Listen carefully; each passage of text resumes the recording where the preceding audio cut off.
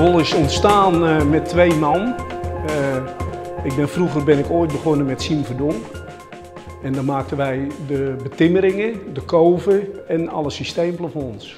En dat groeide en groeide en daarna kwam de ontwikkeling van de systeemwanden binnen de kantoren in Nederland. En daar sprong Verwol op een goede manier op in, denk ik. Een stukje verbreding van productaanbod.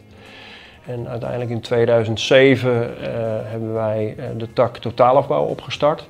Dus dan houdt het niet alleen op bij plafonds en wanden, maar dan rollen we ook dat stuk tapijt erin en brengen we het stuk- en schilderwerk aan. Coördineren we de installaties, kortom de complete afbouw van panden. Wij zijn een bedrijf wat gegroeid is en wat met name gedragen wordt door ons personeel. Dus de betrokkenheid en een hoog kennisniveau van afbouwproducten. Dat onderscheidt ons. Dus we bouwen een bepaalde klantrelatie op, waardoor je meer een samenwerking op projecten creëert in plaats van een partij die iets uitvoert. Waardoor je samen tot mooie ontwerpresultaten en uiteindelijk ook realisatieprojecten komt. Waar ik echt trots op ben qua projecten, dat zijn met name de laatste gerealiseerde totaalafbouwprojecten. Dus waar je het hele afbouwscenario pakt vanaf casco af.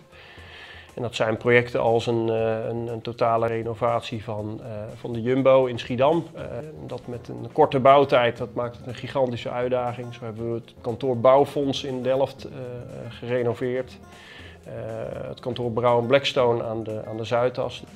We hebben bijvoorbeeld voor AXO hebben we het hoofdkantoor gedaan. En met wanden, plafonds, vloerbedekking, verlichting, alles erop en eraan. Ja, dat was fantastisch.